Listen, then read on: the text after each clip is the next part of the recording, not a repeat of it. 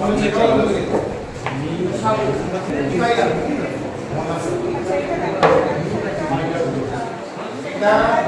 যে এদের যে ডানাটা, এদের ডানার সঙ্গে ডানা কাঁধে থাকছে। বিজ্ঞানের প্রতি আকর্ষিত করতে স্কুলের গণ্ডি পেরিয়ে ছাত্রদের নিয়ে যাওয়া হলো কলেজে, করানো হলো ক্লাস, পরীক্ষা নিরীক্ষা করানো হলো কলেজের ল্যাবে।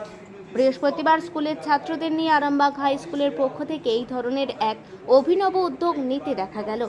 জানা যায়, শুধুমাত্র বিজ্ঞান বিষয়ের প্রতি ছাত্রদের আকর্ষিত করতেই নয়, তাদের বিজ্ঞানের বিকাশ ঘটাতে এবং স্কুলে পড়াশুনো চলাকালীন তারা যাতে তাদের প্রতিভা অনেকের কাছে তুলে ধরতে পারে, সেই সমস্ত মাথায় রেখেই এদিন ওই স্কুলের নবম শ্রেণীর 1 থেকে 20 রোল নাম্বার পর্যন্ত ছাত্রদের কালীপুর নেতাজি মহাবিদ্যালয়ে নিয়ে যাওয়া হয় বলে জানা গেছে। সেখানে কলেজের অধ্যাপকরা তাদের বিজ্ঞান বিষয়ক বিভিন্ন ক্লাস করান এবং কলেজের ফিজিওলজি ও বায়োলজি ল্যাবে তাদের হাতে কলমে পরীক্ষা নিরীক্ষা করানো হয় বলে জানা যায়। স্কুলে পড়াশোনা চলাকালীন কলেজে গিয়ে এই ধরনের ক্লাস করতে পেরে আপ্লুত ছাত্ররা। আচ্ছা, আজকে আরামবাগ বয়েজ স্কুলের ক্লাস 9-এর স্টুডেন্টসরা মেনলি এসছে, যাদের বায়োলজিতে একটু ইন্টারেস্ট আছে তারাই স্কুল থেকে এসছে দেখলাম। তো এদেরকে যাদের প্র্যাকটিক্যালের বিষয়টা আরও ভালোভাবে দেখানো হচ্ছে। ওরা যে সমস্ত অ্যানিমেলগুলো বইয়ের মধ্যে পড়েছে কিন্তু কখনো তো দেখতে পায়নি, আমাদের এখানে মিউজিয়ামে সমস্ত অ্যানিমেলই আমরা রাখি, আমাদের এখানে সংরক্ষণ করে রাখা হয়। তো সেগুলোকেই ভালোভাবে আমরা দেখাচ্ছি যাতে মানে প্রাণীগুলো সম্পর্কে ওদের আরও ভালোভাবে একটা ধারণা তৈরি হয়ে যায়। এবং ওরা হাতে কলমে দেখে আপনারা নিজেরাও দেখছেন ওরা কতটা ইন্টারেস্টেড, জিনিসগুলো সম্পর্কে আরও আইডিয়া ক্লিয়ার হচ্ছে। ওরা এক্সটার্নাল মরফোলজি কী সেটা সম্পর্কে ওরা জানতে পারছে, বা দুটো অ্যানিমেল একই রকম দেখতে হলে ওদের কী ডিফারেন্স, বা এই যে আমরা বিভিন্ন স্নেক্সগুলো দেখাচ্ছি, স্নেক্সগুলো দেখে এটা আমাদের সবারই জেনে রাখা উচিত আমার মনে হয়। যে বর্ষাকালে প্রত্যেকের বাড়িতেই কম সম করে সাপ টাপ বেরোয়, তাহলে সাপগুলো সম্পর্কে কোনটা কী সাপ দেখলে আমরা ভয় পেয়ে যাই, সবই কিন্তু আমাদের কাছে বিষধর নয়। বিষধর কোনটা বিষহীন সাপ সেগুলো আমরা জানলাম। এই আইডিয়াগুলো যাতে আমাদের ক্লিয়ার হয়, বা বিভিন্ন ফাইলামের যে অ্যানিমেলগুলো প্রত্যেকটা ফাইলাম সম্পর্কে আইডিয়া ক্লিয়ার, বা মাছ যেগুলো আমরা দেখছি, আমাদের দৈনন্দিন জীবনে আমরা প্রচুর বিভিন্ন রকম প্রাণী পোকা সব কিছুই দেখতে পাই। তো কোন পোকাটা কীরকম ধরনের দেখতে, বা কোনটাকে দেখলে আমরা ওটা আমাদের হার্মফুল বা হার্মফুল নয়, বা একটা পোকা আমরা দেখতে পাচ্ছি সেটা কি নাম পোকাটার, এটা আমরা বলে থাকি, সবাইকে আমরা সাধারণত পোকা বলে জেনে থাকি, তাই না? সেটা সম্পর্কে যে আইডিয়াগুলো যাতে আমাদের ক্লিয়ার হয়, এবং আমরা চাইছি এটা সব স্তরের ছেলে মেয়েদের মধ্যে যাতে আইডিয়াটা আসুক, সেই জন্যই ওদেরকে ডাকা। অবশ্যই ছাত্রছাত্রীদের পড়াশোনা যাতে আরও বেশি ইন্টারেস্টেড হয়। একটা প্রাণী আমরা বইয়ে পড়ছি, আমরা জানি না আদৌ ওটা আছে না ওটা ছবিতেই আমরা থাকি, সত্যি হতে পারে। ওরা হাতে নিয়ে যাই বলছে, ম্যাডাম সত্যিই অক্টোপাস এরকম দেখতে হয়, মানে এটা দেখে আমাদেরও খুব ভালো লাগছে যে কখনো তো আমরা দেখতে পাবো না। বা সমুদ্রের মধ্যে জেলিফিশ আমরা দেখতে পাচ্ছি, স্পঞ্জ আমরা নাম শুনেছি সব সময়, বাথ স্পঞ্জ আমরা বলে থাকি, কিন্তু বাথ স্পঞ্জটা অ্যাকচুয়ালি কীরকম দেখতে হয়, সেই জায়গাগুলো এতে ওদের অবশ্যই ইন্টারেস্ট গ্রো করবে বলে আমার মনে হয়, এবং গ্রো করছে। আমি যেটা দেখতে পাচ্ছি প্র্যাকটিক্যালি অবশ্যই ওরা খুব বেশি ইন্টারেস্টেড। হ্যাঁ, আরামবাগ হাই স্কুলের ক্লাস 9-এর কিছু স্টুডেন্ট আজকে এসছে আমাদের, যেহেতু খুব কম সময়ের উদ্যোগে করা হয়েছে ফলে শুধু এদেরকেই আমাদেরকে বলা হয়েছে। আমি জুলজি ডিপার্টমেন্ট অ্যাসিস্ট্যান্ট প্রফেসর, আমার নাম কোয়েল বিষয়। তাদের নাম আগে আছে পাখির যে ডানা আর এর যে ডানা।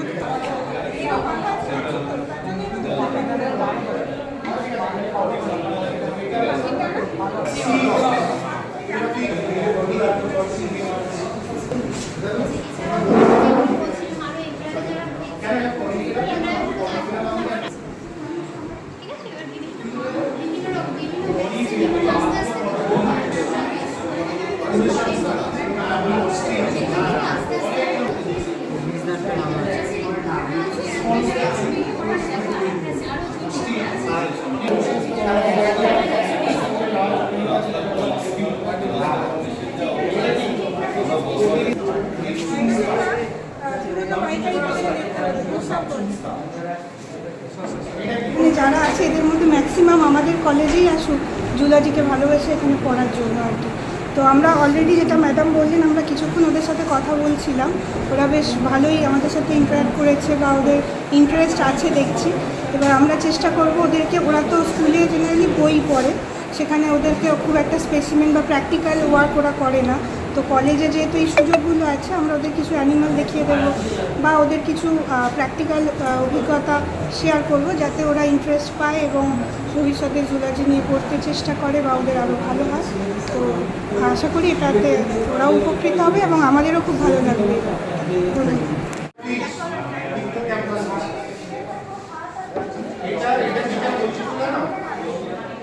বহুত ধরনের লম্বা এবং বড়, এটা হচ্ছে গ্লাইডিং ফিশ। গ্লাইড করে মানে যে ল্যাবিওরোহিতা, অ্যাঙ্কুলা, পোডিয়াম, সাপো। না, এটা কি বলো? কি বলো, দেখো কি মনে হচ্ছে? কোরালস। কোরালস কিসে পড়ে?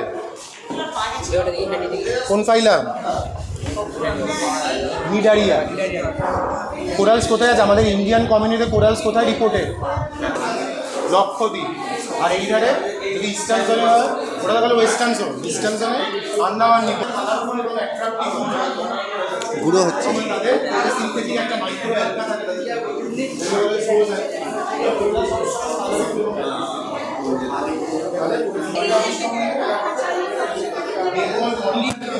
ওটাকে কি বলে? রিব বলে। রিবের ভেতরে কি থাকে, কি অর্গান থাকে?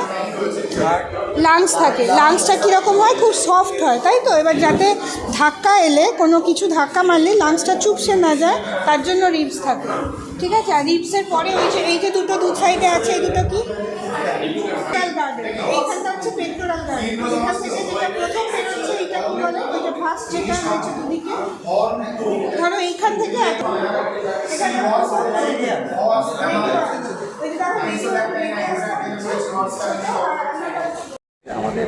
একটা আউটরিচ প্রোগ্রাম, এটা আমাদের কলেজের ইউজুয়াল প্র্যাকটিসের মধ্যেই পড়ে, এটা হয়ে আসছে আর কি। আমরা এই ধরনের আউটরিচ প্রোগ্রামগুলোকে করাই। আজকে আরামবাগ বয়েজ স্কুলকে আপনারা দেখছেন, অন্যদিন হয়তো আবার অন্য স্কুলকে দেখবেন বা আবার কোনো কলেজ থেকেও আসতে পারে আমাদের এখানে। আমরা বাইরেটাকেও রিচ করতে চাই, মানে জ্ঞান দিয়ে, জ্ঞানের মাধ্যম দিয়ে। আমাদের যেটুকু আছে সেই সীমিত জ্ঞানের মধ্য দিয়ে বিভিন্ন ডিপার্টমেন্টগুলো এটা আমরা শো করছি। এটা ইউজিসিরও একটা এর মধ্যেই পড়ে, কারিকুলামের মধ্যেই পড়ে। সেই কারিকুলামটা আমরা কমপ্লিট করছি। বয়েজ স্কুলের ছেলেমেয়েরা আমাদের ডাকে সাড়া দিয়েছে, আমরাও ওনাদের ডাকে সাড়া দিয়েছি। ছেলেমেয়েরা এসেছে, হাতে কলমে দেখবেন। আমাদের এখানে জুলজি ডিপার্টমেন্টে প্রথমে একটা থিওরিটিক্যাল ক্লাস হবে, তারপরে ওদের যে প্রদর্শনী আছে সেখানে বিভিন্ন প্রদর্শনীকে দেখানো হবে এবং সেখানে হিউম্যান স্কেলিটনও পাবেন।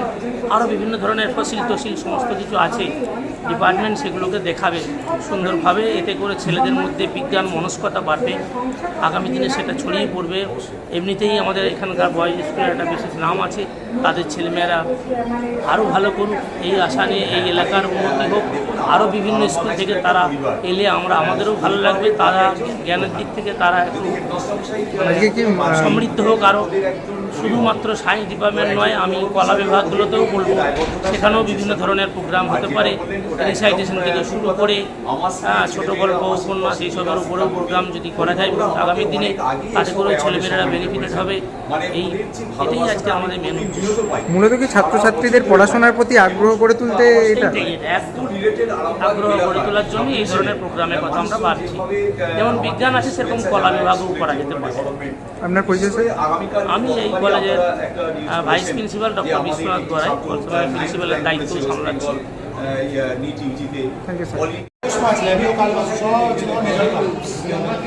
যেসব ফিশ ইকোনমিক্যালি ইম্পর্টেন্স রয়েছে, মার্কেট ভ্যালু রয়েছে, এডিবল,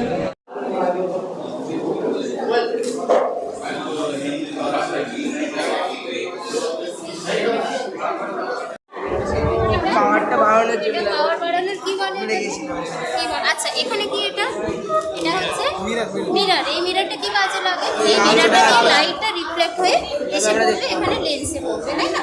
এই লাইটটা অ্যাডজাস্ট করে তবেই আমরা দেখতে পাবো। এখানে একটা আমরা পোকা একটা রাখছি, যেটার নাম হচ্ছে এপিয়ন। এপিয়নকে রাখলাম এখানে, ঠিক আছে? এরপরে আমাদের কি হবে? এটা যেহেতু লাইটের নিচে, তাহলে আমাকে সেট করতে হবে।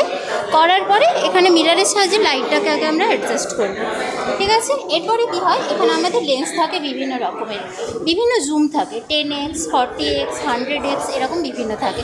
10x হলে কি হবে, আমরা যেরকম দেখবো, তোমরা মোবাইলে প্রত্যেকে ক্যামেরা ইউজ করেছো নিশ্চয়ই, তাই না? আমরা বেশি জুম করলে কি হবে, অনেক বেশি ভেতরে বড় ছবি দেখা যাবে, অনেক দূরের ছবিটাও ক্লিয়ার আমরা দেখতে পাবো। সেরকম এটাও 10x আছে, 40x আছে, এখানে দুটোই আছে, এছাড়া একটা 100x, এর মাধ্যমে আমরা দেখতে পাবো। অভিক ভট্টাচার্য, শুভম সিনহা, অর্থাৎ এইরকম পুরস্কার আমি প্রতিদিনই পেয়েছি। আর বিশেষ করে আবার রাজ্য সরকার যেটা দিচ্ছে, এটা তো আমার আজকে দেখা যাচ্ছে নেতাজি মহাবিদ্যালয়ে আরামবাগ স্কুল থেকে অনেক কিসের জন্য এসেছেন যদি বলেন। এটা একটা আউট অফ স্কুল প্রোগ্রাম।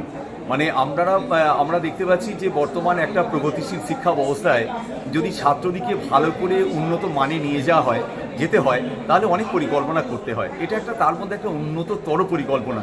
কারণ এখানে যে জুওলজি ডিপার্টমেন্টের শিক্ষক শিক্ষিকারা তাদেরকে অ্যাওয়ারনেস করছেন, ল্যাবে নিয়ে গিয়ে তাদেরকে হাতে কলমে শেখাবেন। ফলে আমার স্কুলের আরামবাগ হাই স্কুল থেকে প্রতি বছর ডাক্তার, ইঞ্জিনিয়ার, ভালো ভালো মেধাবী ছাত্র বিভিন্ন জায়গায় যায়। তো তারা এই যে নবম শ্রেণী থেকে যেভাবে তারা আজকে রপ্ত হয়ে যাচ্ছে হাতে কলমে, এর জন্য দারুণ ভালো লাগছে। এই স্কুলের প্রিন্সিপাল সাহেব চার্জে আছেন বিশ্বনাথ গড়াই মহাশয়, তাকে আমি অভিনন্দন জানিয়েছি। উজ্জ্বল বাবু থেকে শুরু করে যে ম্যাডামরা আমার ছেলে মেয়েদের যারা অ্যাওয়ারনেস করছেন, এবং আমার এই কলেজটা তো আমি নিজে এখানে ছাত্র ছিলাম 87-88 সালে। তো আজকে তো এটা দারুণ ভালো লাগছে। একটা বিশাল ডেভেলপমেন্ট হয়েছে, যেমন একটা এডুকেশনের ডেভেলপমেন্ট, তার সঙ্গে ইনফ্রাস্ট্রাকচার। তো একটা সময় আমরা ক্লাস করতাম, ঘরে জল পড়তো, মাস্টারমশাইরা কোনোভাবে ছাতা মাথায় দিয়ে ক্লাস করতেন। তো আমরা ছাতা মাথায় দিয়ে ক্লাস করেছি। তো এখন তো ভালো লাগছে। মূলত দেখা যাচ্ছে ছাত্রছাত্রীদের কি পড়াশোনার প্রতি আরো আগ্রহী করে তুলতে একদম ছাত্ররা আগামী দিনে যাতে আরো মেধাবী হইতে পারে, কারণ ওদের মেধার বিকাশ ঘটাতে হবে। এবং অল ইন্ডিয়া বেসিস সব পরীক্ষা, সেখানেতে 20 লাখ 30 লাখ করে সব ছেলেরা এক একটা বিষয়ে পরীক্ষা দিচ্ছে। এখন থেকে যদি তাদেরকে আরো ভালো অ্যাওয়ারনেস করে দেওয়া যায়, তাহলে এখন আরামবাগেই রয়েছে প্রাণ IVF ফার্টিলিটি সেন্টার। নিঃসন্তান দম্পতিদের মুখে হাসি ফোটানোর বিশ্বস্ত প্রতিষ্ঠান প্রাণ IVF ফার্টিলিটি সেন্টার দক্ষিণবঙ্গের মধ্যে সর্ববৃহৎ এবং সর্বপ্রথম ART গভর্নমেন্ট রেজিস্টার প্রাপ্ত IVF সেন্টার এখন আরামবাগেই। অল্প খরচে IVF পরিষেবা, বন্ধ্যাত্ব চিকিৎসার এক অভিনব অধ্যায়। প্রাণ IVF ফার্টিলিটি সেন্টার একেবারে অল্প খরচে পুরুষ ও মহিলার বন্ধ্যাত্ব পরীক্ষা, বন্ধ্যাত্ব চিকিৎসা সবকিছুই হয় আমাদের প্রতিষ্ঠানে। সুচিকিৎসার মাধ্যমে মা ও বাবা ডাক শুনতে পারবেন নিঃসন্তান দম্পতিরা। তাহলে আর দেরি কেন, আজই যোগাযোগ করুন প্রাণ IVF ফার্টিলিটি সেন্টারে। ঠিকানা বসন্তপুর, আমতলা, 2 নম্বর রেলগেট, আরামবাগ, হুগলি।